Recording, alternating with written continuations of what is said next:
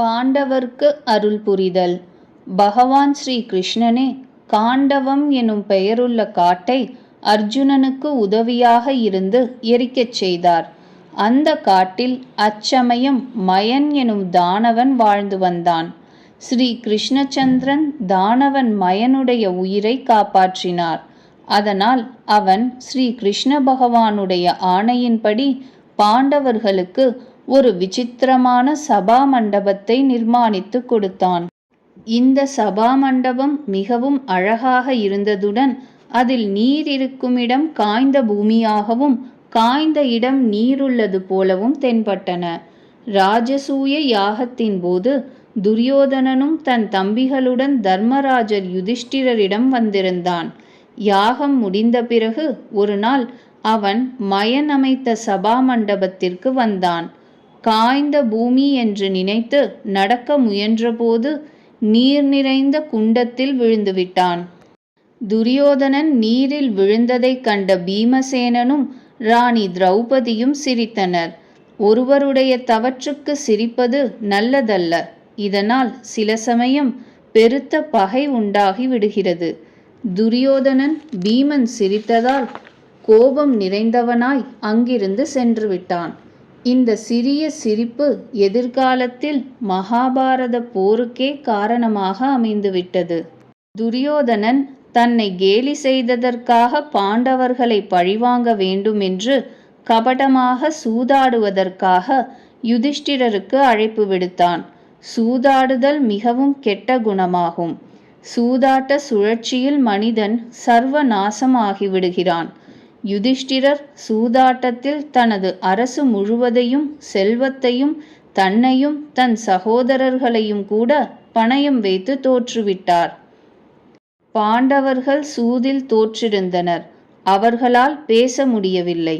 துச்சாசனனுக்கு 60,000 யானை பலம் இருந்தது. திரௌபதி கவலையடைந்து பகவான் ஸ்ரீ கிருஷ்ணனை அழைத்தார்.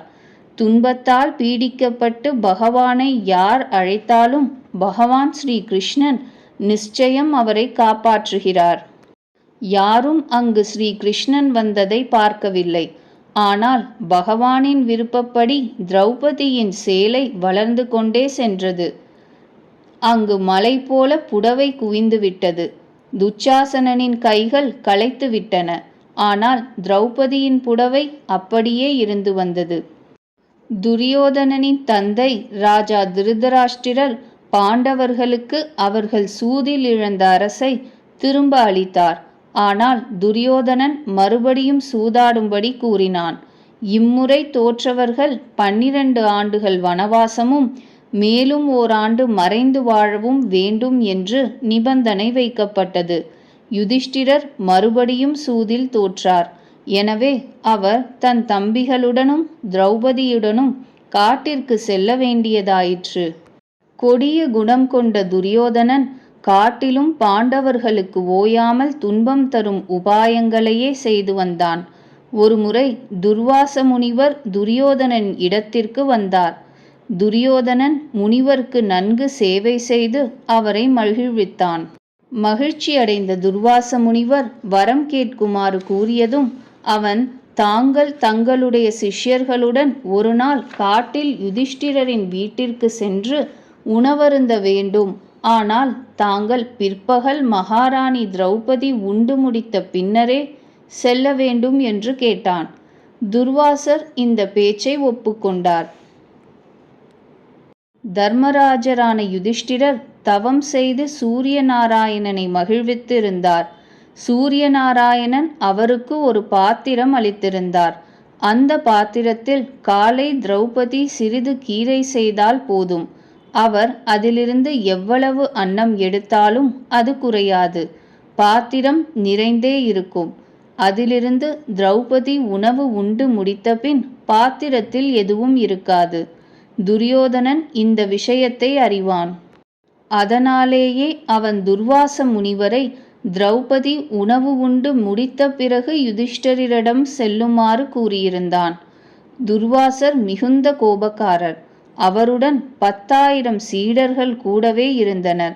பாண்டவர்கள் துர்வாசருக்கும் அவருடைய சீடர்களுக்கும் உணவு அளிக்க முடியாது. அதனால் கோபம் மிகுந்த முனிவர் துர்வாசர் சாபம் அளித்து பாண்டவர்களை சாம்பலாக்கி விடுவார் என்று துரியோதனன் நினைத்தான். ஒரு நாள் துர்வாசர் தன்னுடைய சீடர்களுடன் பிற்பகலுக்கு பின் காட்டில் யுதிஷ்டிரர் இடம் சென்றார். அவரிடம் உணவு தயாராக வைக்குமாறு கூறி நீராடுவதற்காக குளத்திற்கு சென்று விட்டார். திரௌபதி உணவு உண்டு முடித்து விட்டார்.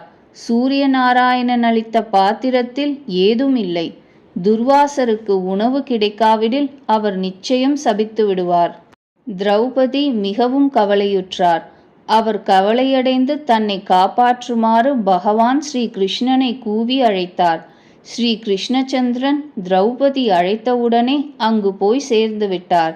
திரௌபதியிடம் உணவளிக்குமாறு கேட்டார். திரௌபதியிடம் ஏதுமில்லை. ஸ்ரீ கிருஷ்ண பகவான் அவரிடம் பாத்திரத்தை கேட்டு வாங்கி அதில் ஒட்டியிருந்த ஒரு கீரை பருக்கையை தேடி, இந்த இலையால் உலகம் முழுவதும் திருப்தி அடையட்டும் என்று கூறி தன் வாயில் போட்டுக்கொண்டார். ஸ்ரீ கிருஷ்ணர் தன் வாயில் கீரையை போட்டுக்கொண்ட உடனேயே குளத்தில் நீராடி கொண்டிருந்த துர்வாசருக்கும் அவருடைய சிஷ்யர்களுக்கும் வயிறு பெருத்து நிறைந்துவிட்டன.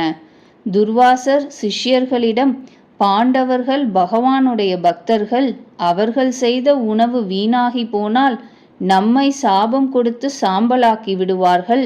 நம்முடைய வயிறு நிரம்பிவிட்டது.